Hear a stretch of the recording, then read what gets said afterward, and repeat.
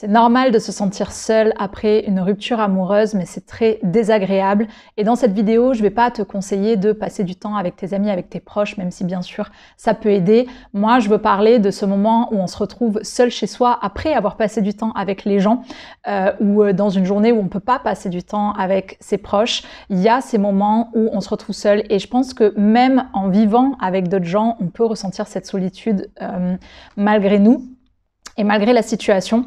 Et c'est quelque chose que j'ai expérimenté, que j'expérimente ces jours-ci parce que je suis dans une phase post-rupture. Et j'ai vu particulièrement hier que j'avais vraiment un inconfort avec cette solitude. Je sentais qu'il y avait quelque chose de très désagréable. Pourtant, avant la relation là que je viens d'avoir et qui s'est terminée, j'ai passé beaucoup de temps célibataire, beaucoup de temps seule. Donc, j'aurais pensé que c'était pas un problème pour moi de me retrouver seule parce que j'ai continué d'entretenir ma vie indépendante, d'avoir un équilibre, etc. Mais malgré ça, il y a une solitude. Et donc dans cette vidéo, je veux parler de pourquoi on se sent seul. Il y a toute une déclinaison de raisons, j'en ai noté 8. Ensuite, on parlera de comment remplir le vide, parce que c'est difficile de vivre avec cette solitude, donc comment on fait pour s'apaiser face à cette solitude. Et en troisième, on verra aussi que c'est OK de se sentir seul, et on parlera un petit peu plus de cet aspect-là. Donc c'est parti, pourquoi est-ce qu'on se sent seul? Alors, malgré, voilà, même si on a un profil comme moi qui a déjà d'autres projets par ailleurs, etc., il y a d'autres raisons. Donc, la première raison, c'est la perte de connexion émotionnelle. Quand on se met en relation avec quelqu'un, on crée une interdépendance et on se noue à cette personne émotionnellement. Parce que si on fait pas ça, c'est qu'on n'est pas dans une relation émotionnelle. Et donc, ça fait partie de la relation amoureuse et émotionnelle que de créer cet entre-là, et d'être interconnecté avec l'autre personne. Et donc du jour au lendemain, quand la personne n'est plus là, alors qu'on avait ça dans notre cœur, on pensait à cette personne, elle était dans notre cœur, elle était tout le temps présente avec nous, et ben d'un coup, ça nous est arraché. Et il y a cette perte de connexion, c'est-à-dire que d'un coup, c'est comme si j'avais perdu le réseau téléphonique et que j'étais là, mais t'es où, j'ai perdu la connexion, quoi. Et donc cette perte de connexion dans le cœur, elle crée ce sentiment de vide. Ensuite, il y a aussi la perte de la présence de la personne au travers du fait qu'elle écrivait des messages, qu'elle était là avec nous, surtout si on a vécu avec elle. Moi, c'était pas mon cas, mais du coup, c'était les moments qu'on a passés ici dans mon appartement ensemble. C'est toute cette présence, c'est les appels, c'est toute la présence, on va dire, logistique et matérielle de la personne. Et donc, quand on se sépare, on a cette perte matériel et de présence physique de la personne. Et ça crée aussi le sentiment de solitude. En troisième, on a l'angoisse du changement. Donc, avant, on était avec quelqu'un, et là, d'un coup, on a un changement brutal dans notre vie, et ce changement brutal, il peut amener de la peur, de l'incertitude, de l'anxiété, et créer une ambiance où on est un peu perdu, où on a des doutes, et en fait, c'est difficile de gérer ses émotions quand on est seul. Et c'est le fait d'avoir ces émotions et la difficulté à y faire face peut créer le sentiment de solitude. Quatrièmement, il y a la perte de l'avenir en commun. Si on s'était beaucoup projeté avec cette personne sur un futur, on perd d'un coup cette partie de nous. Donc c'est pas seulement la perte matérielle, c'est pas seulement la perte de connexion, c'est aussi la perte du futur. Moi, c'est pas mon cas, on s'était jamais trop projeté ensemble, à part 2-3 projets, mais voilà, rien de très engageant. Donc moi, personnellement, je ressens pas trop cette partie. Et malgré tout, je me sens seule. Donc même si je suis dans une petite rupture, entre guillemets, qui me fait quand même beaucoup pleurer et me sentir seule, etc., mais je pense qu'il y a des ruptures qui sont pires que ça. Donc même dans une rupture, on va dire, émotionnellement modérée, il y a ce sentiment de solitude qui est désagréable et qui a besoin, voilà, d'être traité, même si on n'est pas complètement dévasté. Le cinquième point, c'est la disparition de ce qu'on pourrait appeler la validation extérieure. Alors j'aime pas trop ce mot parce que moi j'ai pas trop l'impression de chercher de validation extérieure, mais par là j'entends le fait de recevoir de l'amour, du soutien et de l'attention. Et donc en fait, quand on est en relation, on reçoit ça de l'autre personne quand on le reçoit. Et d'un coup, du jour au lendemain, on ne l'a plus. Et donc, on a cette source de réconfort et d'amour et de soutien et d'attention qui disparaît. Et donc, on se retrouve comme ça, comme si en un tour de magie, voilà, abracadabra, le truc a disparu. Et du coup, il y a un peu cette solitude parce on doit d'un coup réapprendre à s'apporter ces choses-là à soi-même. Alors peut-être qu'on avait continué de le faire dans la relation, mais en tout cas, comme c'est un changement qui est brutal, il y a tout ce truc de d'un coup, comme si moi j'ai la sensation qu'il y a la terre qui s'est effondrée et que d'un coup on est au fond comme ça, il faut dire ok, il faut que je reconstruise les escaliers pour retourner en haut. Et même si on est on s'est pas cassé de jambes, qu'on n'est pas tombé malade, qu'on n'est pas, enfin voilà, etc. Ça prend quand même du temps de reconstruire l'escalier pour remonter en haut. Sixièmement, le sentiment de solitude peut venir d'une déconnexion de soi-même. Donc une solitude qui est intérieure, qui vient du fait que quand on était avec quelqu'un, on était dans cette identité couple, identité relation, et d'un coup, on perd cette partie de nous. Si on avait donné beaucoup d'importance à la relation, qu'on a investi beaucoup de temps, d'énergie et qu'elle était centrale dans notre vie, d'un coup, il peut y avoir une perte de sens, de direction, de motivation, parce que comme c'était un pilier, si on n'a pas les autres piliers à côté, d'un coup, la vie n'a plus de sens. Alors, moi, personnellement, c'était pas trop ça, parce que quand même, j'avais des piliers forts à côté, mais je me suis rendu compte, justement, je me rappelle exactement où j'étais au moment où je me suis dit ça. J'étais dans une rue à Montpellier, je me rappelle exactement où j'étais quand je me suis dit ça, où je me suis dit, je me rends compte de l'importance d'avoir fait en sorte de conserver des bonnes relations avec des amis proches, avec ma famille et avec mon travail. C'est-à-dire que moi, j'ai une relation avec mon travail, je suis entrepreneur et c'est un gros pilier pour moi dans ma vie depuis 7 ans. C'est quelque chose que j'aime nourrir, qui me nourrit, qui est omniprésent parce que mon travail je vis travailler chez moi et en plus mon travail est un peu une extension de moi puisque je parle des choses que je rencontre, comment je chemine moi-même, enfin comme je le fais au travers de ces vidéos sur YouTube, comment je chemine moi-même, ce que je découvre pour moi-même. Donc c'est très personnel, mon travail est très personnel, très lié à moi, c'est une extension de moi. Et donc c'est un pilier.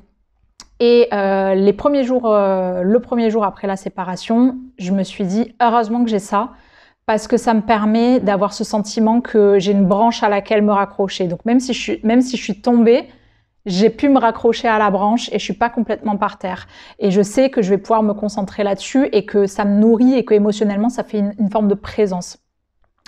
Et quand on passe de l'identité couple à l'identité seule, on peut aussi se demander qui suis-je seule, surtout si on vient de passer beaucoup de temps avec la personne et qu'on avait vraiment développé cette nouvelle identité en soi, d'être avec cette personne et donc d'un coup, on doit se réinventer une identité en étant seule. Moi, à nouveau ici, c'est pas trop mon cas parce que c'était une relation de 6 mois, donc c'est quand même modéré comme temps qu'on a passé ensemble et il n'y avait pas une grosse intensité, il n'y avait pas beaucoup d'engagement, de projection, c'est d'ailleurs aussi pour ça qu'on a arrêté. Donc j'ai pas trop ce problème, mais ça peut en être un pour d'autres personnes, c'est pour ça que je le mentionne. Et donc, il y a ce besoin de se réapproprier son temps, ses émotions, et ça peut être angoissant, et cette angoisse, elle peut créer le sentiment de solitude, parce que je trouve que dans le sentiment de solitude, il y a un peu cette notion de c'est dur de faire face à tout ça seul. On se sent seul face à tout ça, c'est difficile à ressentir, et c'est juste difficile en fait.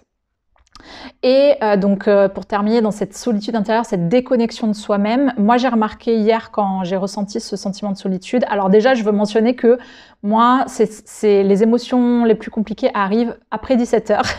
Donc en principe je peux avoir le matin au réveil quand voilà, je me rappelle que c'est fini et que je repense à ça. Ce matin c'est le premier matin où j'ai pas pleuré.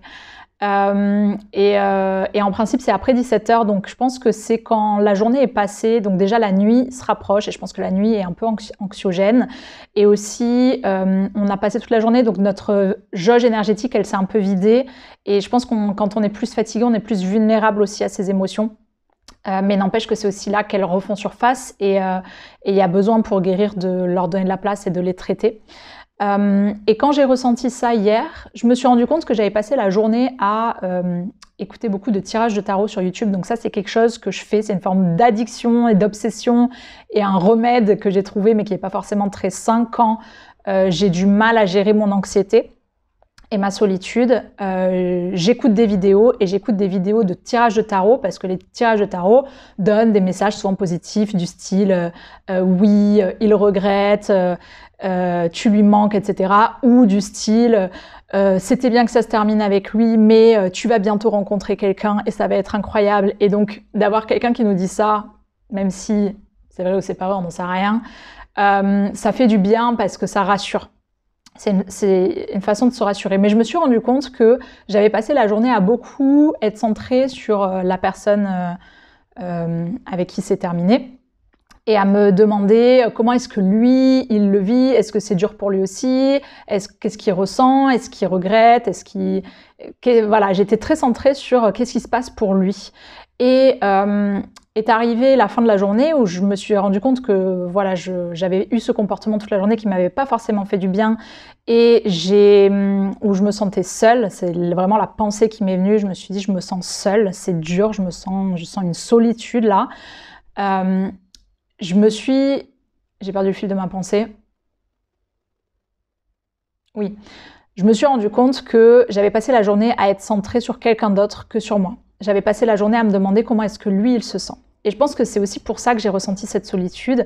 C'est ça la déconnexion de soi-même, c'est qu'en fait, j'étais pas en train d'écouter que moi, j'étais en train de me sentir seule et comment moi, j'étais en train de me sentir. J'étais en train de me préoccuper de comment l'autre est en train de se sentir. Et je pense que c'est une manière pour le cerveau, c'est une projection, c'est un effet miroir, c'est-à-dire qu'on projette sur l'autre ce qui en fait est en train de se passer à l'intérieur de nous. Et j'étais en train d'espérer qu'il soit en train de ressentir ce que moi je ressentais, au lieu de juste être en train d'attester que j'étais en train de ressentir ça. Septième et avant-dernier, bon, j'ai qu'une main donc je peux pas faire les bons chiffres, allez. Septième et avant-dernier point sur pourquoi on se sent seul, il y a les souvenirs et les émotions non résolues. Donc les souvenirs, ça peut créer cette sensation d'un contraste entre ce que je vivais avant et ce que je vis maintenant. Et du coup, créer de la nostalgie et se dire que c'était mieux avant. Et il y a aussi toutes les émotions, donc tristesse, colère, regret qu'on n'aurait pas traité. Donc on peut avoir des souvenirs qui nous viennent en tête, de positifs ou négatifs avec la personne, et qui du coup créent ces émotions où on se dit tiens mais là je lui ai pas dit ça, j'aurais voulu lui dire ça, et donc il y a une forme de rumination, de repenser à tout ça et de se dire j'aurais dû le dire, et du coup de revivre un peu les émotions a posteriori. Mais ça, du coup, pour moi, c'est beaucoup du mental qui vient aller chercher les problèmes. Mais peu importe, en tout cas, ça peut faire le fait qu'on se sent seul. Et pour terminer, la blessure de rejet. Ça, c'est un truc que j'ai réalisé un peu plus tard hier dans la soirée. Je pense que toutes les pensées qui me sont venues, qui ne me faisaient pas forcément du bien, de l'ordre de... lui, il le vit très bien et moi, je suis en train de souffrir. Mais pourquoi il nous a désabonnés mutuellement d'Instagram alors que j'avais montré patte blanche, que j'ai pas du tout cherché à lui courir après et à être trop présente dans sa vie et à le harceler. Et moi, du coup, pourquoi il me punit comme ça? Et je me suis rendu compte que j'avais des pensées comme ça qui faisaient que je me sentais pas bien, que je me sentais seule. Et j'ai réalisé que c'était la blessure de rejet qui faisait penser comme ça, parce que qu'est-ce qu'on entend dans tout ça? C'est je me sens donc punie comme un enfant, rejetée, pas aimée. Enfin voilà, j'ai fait un programme sur la dépendance affective qui m'a fait travailler sur ma blessure de rejet il y a quelques mois, quand j'étais dans cette relation. Et donc je sais que là, il y a un truc qui se joue, qui est l'histoire que je suis en train de me raconter, qui est en fait l'histoire de ma blessure de rejet, qui se dit, en fait, qui retire son propre pouvoir, qui met tout le pouvoir dans les mains de l'autre et qui dit en gros, je suis triste, je suis pas bien et l'autre va bien et pas moi. Et ça, c'est une histoire qu'on se raconte et c'est pour moi une histoire qui est créée par la blessure de rejet et qui amplifie le fait de se sentir pas bien et seul.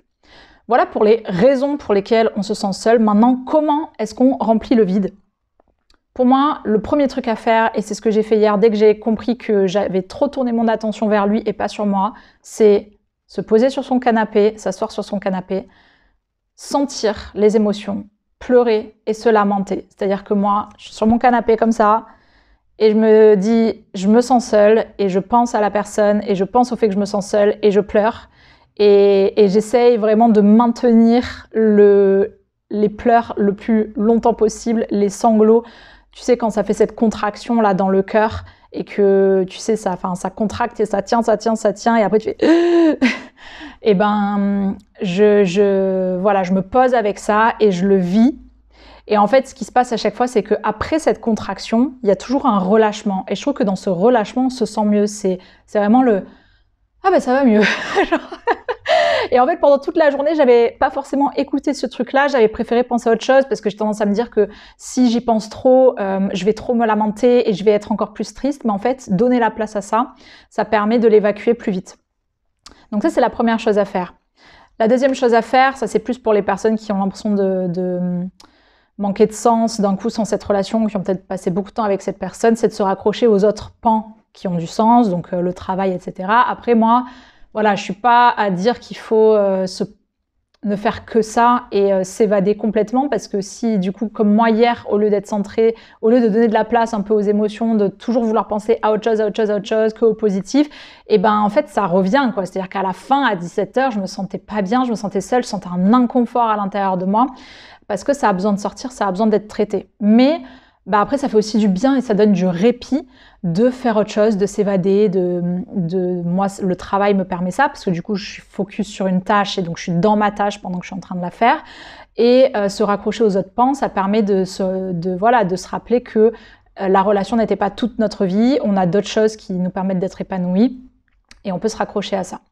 En troisième, je dirais parler de ses douleurs, donc à ses proches, et ou dans des vidéos comme par exemple je suis en train de le faire, même si là je suis plus tournée solution, et ou par du journaling, donc écrire dans des carnets. En tout cas, je pense que c'est une forme, c'est le fait d'évacuer, il y a évacuer par les larmes, mais il y a exprimer par les mots. Et j'ai l'impression que ce mouvement de l'intérieur vers l'extérieur aide à évacuer davantage que juste en restant dans sa tête. Après, moi je le fais aussi beaucoup juste dans ma tête. Quatrièmement, s'occuper des émotions et souvenirs non résolus. Donc pareil, là la méthode c'est selon la préférence de chacun. Moi j'ai tendance à juste y penser parce qu'en fait si je passe par du journaling et que j'écris les choses, j'ai l'impression que ça alourdit un peu tout et que je suis en train de vraiment poser sur papier les choses. Et pour ce contexte-là, ça ne me va pas, alors que j'écris beaucoup dans des carnets, mais là, j'ai l'impression que ça me suffit d'être sur la légèreté, de juste y penser et de me dire, ok, là, je suis en train de ressentir, je suis en train de penser à tel souvenir, mais quelle histoire est-ce que je suis en train de me raconter par rapport à ce souvenir? Et en fait, est-ce que je peux penser différemment? Donc, par exemple... je sais pas, un moment où j'aurais voulu lui dire quelque chose ou que j'ai du ressentiment parce que je me dis ouais mais là en gros il s'est pas investi vis-à-vis de moi, etc. Et juste j'y pense et du coup là dans ce contexte je pourrais me dire oui mais en fait là c'est ce que je me raconte mais sur le coup je l'ai pas dit, je suis restée et donc en fait c'est à moi que j'en veux, c'est pas à lui. Oui parce qu'en fait toute cette relation c'est que j'ai accepté moins que ce que je voulais vraiment dans une relation. Et c'est comme ça, c'est parce que j'avais besoin d'apprendre, c'est la leçon. Et donc en fait, je pense au truc, donc je pars du négatif. Et en fait, après, je remonte vers, finalement, si je reprends mon pouvoir, je me dis que c'était un choix de l'ancien moi à ce moment-là. Mais maintenant, le nouveau moi, il a l'opportunité d'aller vers autre chose et de ne plus répéter cette erreur. Et justement, la séparation, c'est une libération de cet endroit, j'ai pas envie de dire cette prison, parce que c'est quand même très négatif, mais bon, c'est un peu le cas où dans quelque chose qui ne m'allait pas. Et enfin, se connecter à ce qu'on veut pour soi, pour son avenir. Donc c'est se réinventer, c'est un peu tout ce dont je parle ici sur cette chaîne. Voilà, c'est... alors j'ai dit « et enfin », mais en fait c'est pas du tout, c'est avant-dernier point. Se réinventer, c'est ok, je prends le temps d'assimiler mes émotions, je prends le temps de m'évader dans mon travail, dans les autres pans, mais je prends aussi le temps pour mon avenir. Parce que du coup, comme il y a un peu cette angoisse de mais qu'est-ce que je vais faire maintenant que je suis toute seule, ça va ressembler à quoi ma vie? Et puis l'avenir fait peur parce que c'est incertain, il n'y a plus ce socle, ce pilier qui était là grâce à la relation. Et de penser à ok, qu'est-ce que je veux pour moi dans ces 3 prochains mois, par exemple. Qu'est-ce qui manque dans ma vie, qu'est-ce qui me va pas en étant seule. Je parle pas de retrouver une relation, je parle de ok, est-ce que mes finances ça va, est-ce que mon travail je suis contente, c'est épanouissant, la déco de mon appart, je suis bien dans mon appart ou pas, est-ce qu'il y a des habitudes, j'en ai marre de manger de telle façon et j'ai envie de changer, vraiment des choses pour soi. Avant-dernier point, s'occuper de la blessure de rejet. Donc là, c'est comme le fait de s'occuper des émotions et des souvenirs résolus, c'est se poser et penser en fait à voilà, reconnaître qu'il y a cette blessure de rejet qui est un peu déclenchée par le fait que, enfin moi en plus du coup la séparation était à l'initiative de la personne, même si je suis allée dans son sens, mais c'est quand même plus lui qui a pris la décision d'abord que moi. Donc bah, ça vient réveiller un peu la blessure de rejet parce que c'est bah voilà, il m'aimait pas assez ou j'étais pas assez importante par rapport à pour qu'il ait envie d'être pleinement avec moi et investi. Il préférait passer plus de temps avec lui-même et donner la priorité à d'autres choses qu'à moi. Et ça, quand on a une blessure de rejet, ben c'est dur parce que ça réveille ça. Mais du coup, la blessure de rejet, c'est un truc de l'enfant et l'adulte, lui, c'est celui qui a le pouvoir. Et donc, pour passer de l'enfant à l'adulte, c'est bon déjà ressentir le truc qu'on ressent, se dire la pensée, dire ok là je vois que c'est ça que je suis en train de penser. Ok, limite pleurer, enfin aller à fond dans l'émotion en fait, juste pour la vivre et l'évacuer. Et ensuite se dire, ça c'est une histoire que je me raconte, c'est l'histoire de la blessure de rejet. Quelle est l'histoire que j'ai envie de me raconter et qui me fait du bien? Parce que l'histoire de la blessure de rejet, elle me fait pas du bien. Donc moi, j'ai plutôt envie de me dire que, au lieu de me dire, voilà, j'étais pas assez importante pour lui, c'est, mais moi, est-ce que j'étais bien dans cette relation? Et en fait, je le sais rationnellement que non, au final, je sais que c'est mieux comme ça pour lui comme pour moi parce que j'endurais, je subissais quelque chose qui ne me nourrissait pas à 100% et je considère que je mérite d'avoir quelque chose qui me nourrit à 100% et qui répond à la façon dont moi j'ai envie de vivre une relation. Donc, c'est mieux pour moi et donc je reprends mon pouvoir et je peux avancer vers la suite. Mais s'occuper de la blessure de rejet, ça ne veut pas juste dire penser positif, ça veut dire d'abord reconnaître ce qu'on ressent et le ressentir. C'est en fait ça guérit même plus que le fait de changer le discours, je trouve. Et dernier point, bon finalement c'est un peu ce que je viens de dire, c'est attention aux pensées qui font pas du bien. Donc c'est, bon là j'ai parlé des pensées qui viennent de la blessure de rejet, mais il y a voilà, toutes les histoires qu'on se raconte et qui font pas du bien, du style... il veut plus de moi, il m'aime pas assez, j'ai pas été assez aimée, j'arrive pas à trouver quelqu'un qui veut m'aimer à la hauteur que je veux. C'est toutes les histoires sur lui, il est en train de bien vivre la séparation et pas moi, alors qu'en soi j'en sais rien. Déjà, je suis pas en contact avec lui, et deuxièmement, je sais pas ce qui se passe en lui, et puis troisièmement, c'est même pas le sujet en fait. Le sujet, c'est moi. On est seul face à soi-même et c'est de soi-même dont on doit s'occuper, peu importe ce que l'autre est en train de vivre. Donc voilà, moi je dirais attention de pas... Alors, je pense que c'est ok de se lamenter un peu et parfois ça fait du bien d'être un peu juste un Calimero qui se lamente et qui se morfond et qui... je suis pas aimée, etc. Bon, on peut aller un peu là-dedans. Mais attention que ça ne devienne pas un système de croyance à part entière tout le temps, parce que du coup, là, c'est un mal-être constant. Je pense qu'on peut le faire un peu, mais après, c'est bien de retravailler, rechanger les histoires qu'on se raconte, de reprendre son pouvoir, de dire, attends, moi, qu'est-ce que je veux ? Moi, je mérite une relation qui répond à mes attentes. Je mérite quelqu'un qui a envie de me placer comme une priorité dans sa vie, qui considère que je suis assez importante et intéressante pour ça et que je le mérite et qu'il en a envie. Je veux ressentir la même chose pour cette personne et donc je veux cette chose-là et donc maintenant je vais aller vers ça. Je ne vais plus accepter les situations qui ne ressemblent pas à ça. En attendant, je vais m'occuper de moi, de ma vie, je vais remplir ma vie. C'est ok d'être seule, mais j'ai aussi tous les autres pans, j'ai plein de choses pour lesquelles je peux m'occuper de moi, et donc c'est ça que je vais faire. Et donc ça, c'est reprendre son pouvoir par rapport aux histoires qu'on se raconte. On termine avec « c'est ok de se sentir seul ». Donc, ce que je veux dire, c'est que voilà, j'ai intitulé cette vidéo « Comment ne pas se sentir seul après une rupture » parce que hier, quand je me suis sentie seule, le premier truc que tu as envie de faire, c'est de plus te sentir seule, en fait. Donc, moi, je voulais comprendre d'où venait la solitude, c'était notre point 1, et je voulais comprendre qu'est-ce que je pouvais faire immédiatement pour aller mieux. Et si je devais tout résumer, pour moi, le truc à faire en une seule action, c'est s'asseoir sur le canapé et ressentir les émotions et pleurer et vraiment ressentir tout ça, parce que le plus vite on le fait, on le ressent, et le plus vite on peut passer à autre chose. Et le plus vite l'émotion va disparaître. Donc, c'est ok de se sentir seul, c'est complètement normal, tu l'as vu avec toute la liste de toutes les raisons pour lesquelles on peut avoir ce sentiment de solitude après une rupture. C'est normal, en fait, c'est un changement brutal, on est en perte de connexion, on est en perte de présence, on est en perte de validation, d'amour, de soutien, et donc on est tombé au fond du gouffre et on doit reconstruire l'escalier.